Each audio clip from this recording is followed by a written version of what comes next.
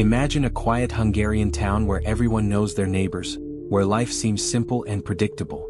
In the heart of this community lived Béla Kiss, a tinsmith with a charming smile and a reputation as a friendly, hardworking man.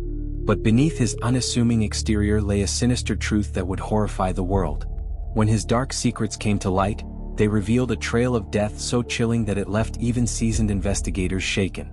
Yet, what makes Béla Kiss's story truly haunting isn't just the horrifying scale of his crimes.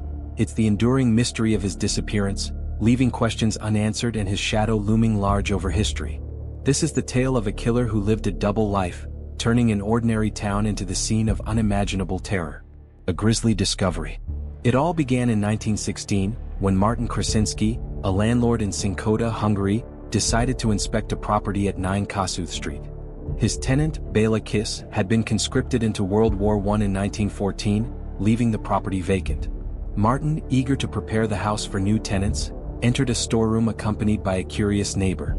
Inside the storeroom, they stumbled upon several large metal drums stacked against the walls. These barrels were sealed tightly, their lids soldered with lead. Although Martin initially believed the barrels might contain materials for repairs, he soon discovered they concealed something far more sinister. When Martin pried open the first drum, the stench was overpowering, a sickening blend of methanol and decay.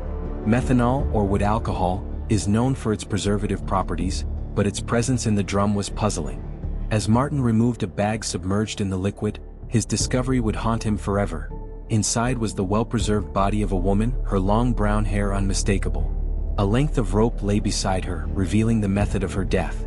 Martin and his neighbor quickly alerted the authorities, bringing Detective Charles Nagy and his team to the scene. What they uncovered during their investigation would horrify even the most seasoned officers. A serial killer's graveyard. As the investigation unfolded, detectives opened barrel after barrel, uncovering a gruesome collection of bodies. In total, 24 victims were discovered, although some reports suggest the number could be as high as 30. Each victim was preserved in methanol, and the meticulous nature of the crimes pointed to a methodical and calculating killer. The bodies were primarily women, many partially clothed or nude, all bound with ropes similar to the one found in the first drum. The property's backyard revealed even more horrors, as investigators unearthed additional victims buried in the soil. This chilling discovery marked Béla Kiss as one of the most prolific killers of his time.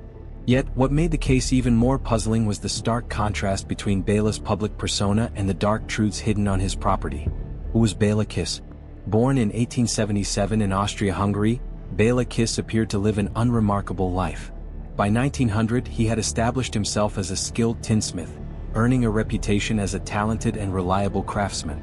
Known for his sharp intellect and charm, Béla could engage in deep conversations on a variety of topics, earning the admiration of both men and women. With his striking blue eyes, well-groomed blonde hair and cultured demeanor, Béla was considered one of Budapest's most eligible bachelors. He was polite, well-spoken, and seemingly trustworthy, qualities that allowed him to blend seamlessly into his community. However, beneath this charming exterior lay a man capable of unspeakable evil. The perfect cover. Béla's occupation as a tinsmith provided him with the tools and knowledge to construct the airtight barrels that would eventually house his victims. He also rented the property in Sinkota, which offered the privacy he needed to carry out his crimes undetected. Neighbors recalled seeing Béla receiving frequent visits from women, many of whom were later identified as his victims. These women were often lured by personal ads Béla placed in local newspapers, in which he presented himself as a wealthy widower seeking companionship. Once these women arrived at his home, they were never seen again. Despite these suspicious activities, Béla's reputation as a kind and charismatic man shielded him from scrutiny. Even his housekeeper, Mrs. Jakubek, remained fiercely loyal to him, insisting he was incapable of wrongdoing. The hunt for Béla Kiss. Once the bodies were discovered, Detective Nagy immediately alerted the Austro-Hungarian army to arrest Béla on the front lines of World War I. However, tracking him down proved to be an insurmountable challenge. The chaos of the war, combined with the commonality of Béla's name, akin to John Smith in the English-speaking world, made locating him nearly impossible. To complicate matters further, Béla seemed to have vanished without a trace. There were reports that Béla had been hospitalized for injuries sustained during the war. When detectives arrived to apprehend him, they found only an empty hospital bed. It appeared that Béla had fled just moments before their arrival, leaving behind a trail that quickly went cold. Theories and sightings. Over the years, numerous theories and alleged sightings of Béla Kiss emerged, but none could be confirmed. Some believed he had assumed a new identity and continued his murderous spree elsewhere. Others speculated that he perished in the war, his secrets buried with him on the battlefield. One of the most intriguing reports came decades later, when a New York detective claimed to have spotted Béla working as a janitor in Manhattan. However, this lead was never substantiated, leaving the case shrouded in mystery. The locked room of horrors. As the investigation into Béla Kiss intensified, the discovery of his secret study proved to be a treasure trove of revelations. Among the neatly arranged bookshelves filled with tomes on poisons and strangulation methods, the true extent of Béla's macabre interests came to light. Detective Charles's unease grew as he opened drawer after drawer in the central desk. The 74 packets of correspondence revealed not only a calculated predator but also a man driven by a dangerous combination of greed and manipulation. Each packet belonged to a woman, carefully selected through matrimonial advertisements that painted Béla as a charming and financially stable bachelor seeking love. The letters exposed a horrifying pattern. Béla sought women of means, wealthy but isolated, with few family connections. His letters were meticulously crafted, gauging his victims' wealth and social circumstances. The sinister genius lay in his methodical approach. He ensured that his victims would not be easily missed before luring them to their doom. The gruesome evidence mounts. Inside Béla's locked study, Charles stumbled upon the will naming Mrs. Jakubek, the loyal housekeeper, as a beneficiary. This revelation momentarily shifted suspicion toward her. Was she an accomplice, or merely another victim of Béla's manipulation? Despite Charles's initial accusations, Mrs. Jakubek's genuine shock and denial ultimately cleared her name, leaving her horrified to discover the truth about her employer. The grisly discoveries didn't end there. Investigators began the painstaking process of identifying the remains found in Béla's home. Each body told a tragic story of betrayal and murder. Among the victims, the embroidered initials MT and KV provided crucial clues, linking them to missing women with chilling stories. One victim, Catherine Varga, had abandoned her thriving business to be with Béla, only to meet her untimely end. Another, Julianne Pashchak, had bravely attempted to hold Béla accountable through legal action but vanished before her court date. A monster's methodology. What set Béla Kiss apart from other killers was not only the sheer number of victims but the almost ritualistic nature of their deaths. Each victim bore puncture wounds to the neck and was completely drained of blood. The peculiar wounds, combined with Béla's fascination with the occult, fueled speculation that he believed himself to be a modern-day vampire. Béla's self-proclaimed psychic abilities, advertised alongside his matrimonial proposals, added an eerie layer to his already monstrous persona. Béla's skill at deception extended beyond his murders. To cover his tracks, he often forced his victims to write letters claiming they were leaving for distant lands, effectively ensuring no one would come looking for them. One such case involved Margaret Toth, whose heartbreaking story exemplified Béla's cruelty.